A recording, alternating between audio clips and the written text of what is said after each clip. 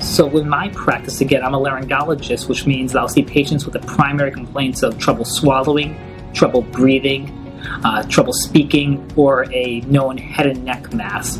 But you can see any number of complaints as an otolaryngologist. Even most primary care visits, most tend to be otolaryngologic related.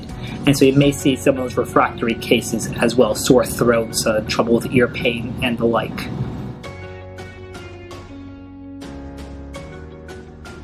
So certainly, again, it's still a medical field, so your history is as important as anything, and many times the diagnosis comes from the history.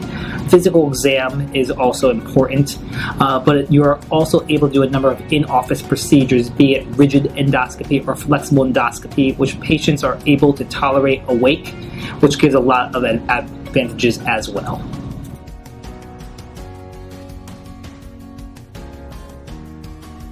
We have a very high collaboration with other fields. We may interact with neurosurgery, plastic surgery, oral maxillofacial surgery, GI, pulmonary, and speech-language pathology. In my practice, I interact with someone from a different field almost on a daily basis.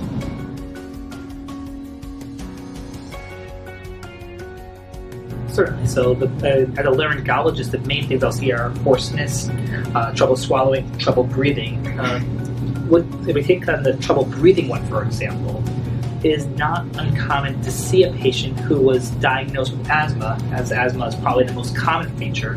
Though they're treated with an inhaler, get a little better, not really, get a second inhaler, still no better, third inhaler, until someone finally realized that it may not just be asthma.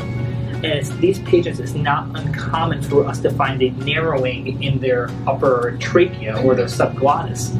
And these are some of the most rewarding cases. The patient will come in wheezing, huffing and puffing, barely able to move from the stretcher to the operating room bed. We're able to endoscopically go in, enlarge their airway, and in recovery room, they're feeling that they have too much air, if anything. So it's a nice feeling to see. Oh, no.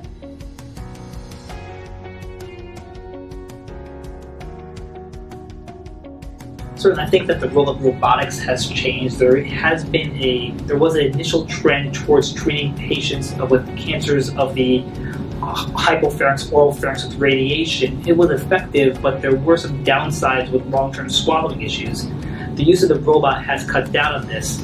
As instruments get smaller, we're able to do more things in the office, avoiding some of the downsides of general anesthesia, as well as allowing access to more and more parts of the body that we didn't have access to before.